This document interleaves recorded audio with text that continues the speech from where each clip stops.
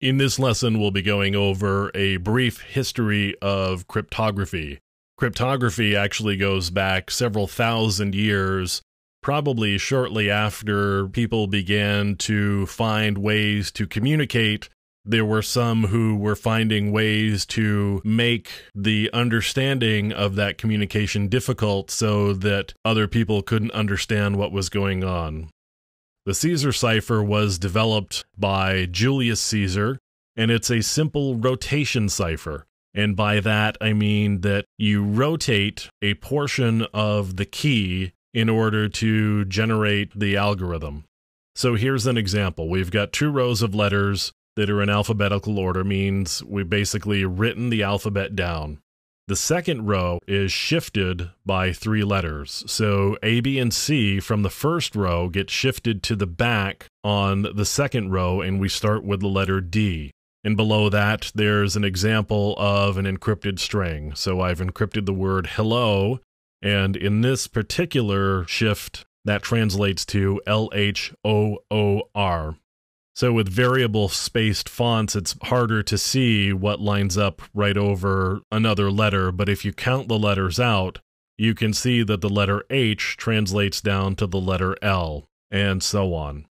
So that's a Caesar cipher, and you'll occasionally hear things like rot 13, which means that you rotate 13 letters instead of the 3 that we've done here, and that again is just a simple rotation cipher or Caesar cipher. And that's what, of course, the ROT stands for, is rotate or rotation. Coming forward a couple thousand years, we have the Enigma cipher. Now, it's important to note that Enigma is not the word given to this particular cipher by the people who developed it. It's actually the word given to it by the people who were trying to crack it. The Enigma cipher is a German cipher. They developed this cipher and a machine that was capable of encrypting and decrypting messages so that they could get messages to and from different battlefields and war fronts, which is similar to the Caesar cipher. Caesar used it to communicate with his battlefield generals, and the same thing here with the Germans. You've got to get messages from headquarters down to where the people are actually fighting, and you don't want it intercepted in between by the enemy, so therefore you use encryption. And lots of energy was spent by the Allies, in particular the British, trying to decrypt the messages. One of the first instances that we are aware of where a machine was used to do the actual encryption.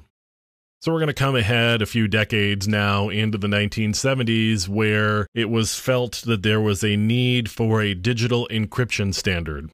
Now, the National Institutes of Standards and Technology is responsible for that sort of thing, and so they put out a proposal for this digital encryption standard and an encryption algorithm. What ended up happening was IBM came up with this algorithm that was based on the Lucifer cipher that one of their people had been working on a couple of years previously in 73, 74. And they put this proposal together based on this Lucifer cipher, and in 1977, that proposal for an encryption algorithm was the one that was chosen to be the digital encryption standard. And so that became known as DES. Over time, it became apparent that there was a problem with DES, and that was it only had a 56-bit key size. And while in the 1970s that was considered adequate to defend against brute forcing and breaking of the codes, by the 1990s it was no longer considered adequate, and there was a need for something more.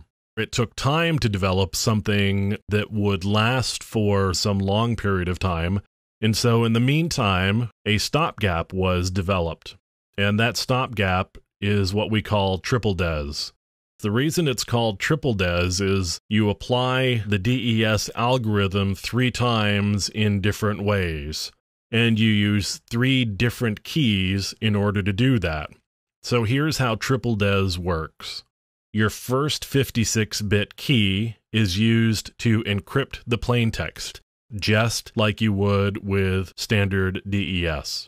Where it changes is you take that ciphertext that's returned from the first round of encryption and you apply the decryption algorithm to that ciphertext. However, you don't use the first key to decrypt it because otherwise you'll get the plain text back. So what you do is you use a second key with the decryption algorithm against the ciphertext from the first round. So now we've got some ciphertext that has been encrypted with one key, decrypted with a second key, and we take the ciphertext from that and we apply a third key using the encryption portion of the algorithm to that ciphertext to receive a whole new set of ciphertext. Obviously, to do the decryption, you do the third key and decrypt it. With the second key, you encrypt it, and then with the first key, you decrypt it. So you do reverse order and the reverse algorithm at each step to apply the triple DES. So we get an effective key size of 168 bits, but it's still only 56 bits at a time. As I said, triple DES was only a stopgap. What we were really looking for was the advanced encryption standard. Once again, NIST requested proposals so that they could replace the digital encryption standard. In 2001, after several rounds of looking for algorithms and looking them over, getting them evaluated and looked at, NIST selected an algorithm that was put together by a couple of mathematicians.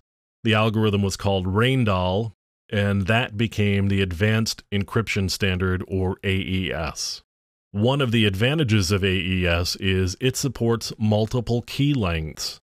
Currently, what you'll typically see is AES with 128-bit keys. However, AES supports up to 256-bit keys. So if we get to the point where 128 bits isn't enough, we can move all the way up to 256 bits of keying material. So cryptography has a really long history. Currently, we're in a state where we have a reasonably stable encryption standard in AES, but the history of cryptography shows that with every set of encryption, eventually people find ways to crack it.